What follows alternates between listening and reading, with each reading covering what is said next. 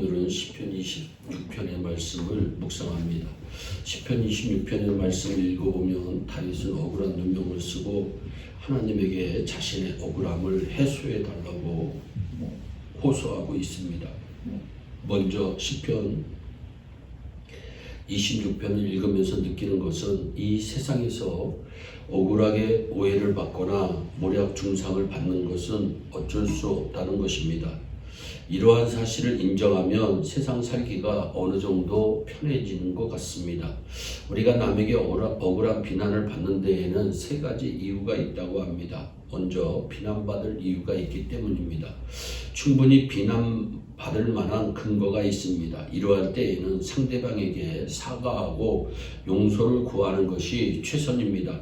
자꾸 자신의 입장을 설명하고 상대방을 이해시키려 하는데 그러면 일이 더 복잡해집니다. 둘째는 상대방이 오해로 인해서입니다. 이러한 때에는 한 번은 설명을 해 주어야 합니다.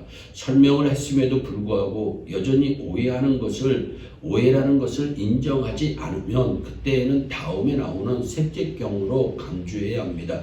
악한 자로부터 모함을 받는 것입니다. 다윗이 하나님에게 호소하는 것이 이러한 경우입니다. 다윗은 26장 1절로부터 3절에서 자신의 무죄를 호소하면서 하나님께서 변호해 줄 것을 간청하고 있습니다. 이 세상에 살려면 억울하게 비난을 받고 모함을 받을 것을 각오해야 합니다. 왜냐하면 세상이 악하기 때문입니다. 예수님도 이 세상을 뜨기 전에 세상이 미워할 것이라고 제자들에게 경고해 주셨습니다. 그러므로 우리는 자신이 잘못한 것이 없고 남에게 잘못해 주면 비난과 모함의 대상이 되지 않으리라고 하는 생각에서 벗어나야 합니다. 내 동기가 아무리 순수해도 소용이 없습니다. 그럼 이러한 비난에 넘어지지 않으려면 거룩하게 살려고 애를 써야 합니다. 다윗도 26장 1절로부터 5절에서 자신의 올바른 삶을 열거하며 하나님의 도움을 간청하고 있습니다. 성도는 거룩하게 살려고 노력해야 합니다. 우리가 억울하게 비난을 받거나 모함을 받을 때에는 기도 시간을 늘리고 하나님과 보내는 시간을 늘려야 합니다. 다윗도 재난이 닥쳤을 때 이러한 소원을 표현하고 있습니다. 악한 자와 마주 싸우면 우리도 악해지기 쉽습니다. 교회에서 벌어지는 갈등이나 싸움을 보면 대개 그렇습니다. 처음에는 둘 중에 더 잘못한 적이 반드시 있을 것입니다. 그러나 서로 싸우다 보면 둘 다 피장파장입니다. 결국에서는 하나님의 영광이 가리게 되고 결과적으로는 둘 다 지고 마는 싸움입니다. 사탄이 원하는 것이 바로 이런 것입니다. 그러므로 우리는 하나님과 더욱더 많은 시간을 보내어 억울함을 호소하고 시비를 가려주실 것을 강구해야 마땅할 것입니다. 또한 우리가 악한 사람에게 핍박을 받을 때 하나님에게 호소하면 하나님은 우리를 구원해 주실 수 있습니다. 다윗은 시편 29편에서 이러한 사실을 4절로부터 6절에서 노래하고 있습니다.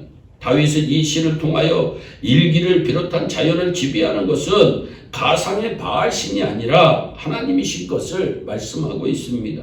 하나님은 자연도 지배하시는 분이십니다.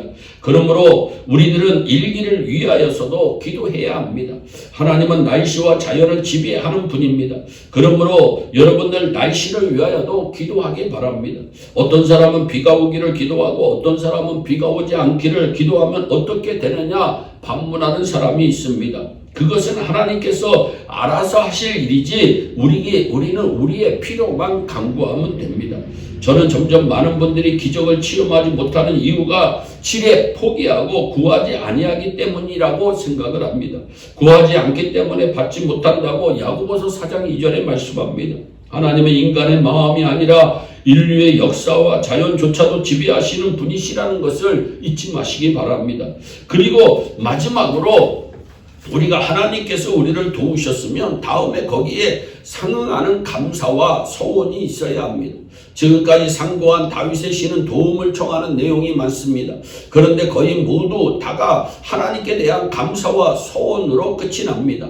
시편 30편에서도 다윗은 죽을 벽에서 건져주시기를 하나님께 간구합니다. 그리고 끝은 감사로 끝이 납니다. 우리도 하나님의 크신 은혜를 입었으며 그에 상응하는 약속과 소원을 하는 것이 마땅합니다. 하나님의 큰 은혜를 지어가면 감사와 더불어 왜 이런 은혜를 베풀어 주셨는지 묻고 거기에 상응하는 서원을 해야 합니다. 건강을 회복시켜 주셨으면 왜 건강을 회복시켜 주셨는지 묻고 상응하는 감사와 서원을 해야 합니다.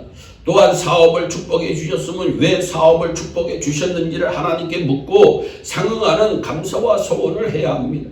회사에서 어려운 승진이 있었다면 왜 승진이 되었는지를 하나님께 묻고 그에 상응하는 감사와 서원이 있어야 합니다. 하나님의 사랑으로 구속의 은혜를 우리가 입었으며 감사와 더불어 하나님의 은혜에 상응하는 소원을 하여 하나님에게 영광 올려드리는 우리 모두가 되기를 주 예수 그리스도의 이름으로 축원합니다. 기도하겠습니다. 사랑의 하나님 참 감사합니다. 지나온 모든 세월을 돌이켜보면 모든 것이 하나님의 은혜임을 고백합니다.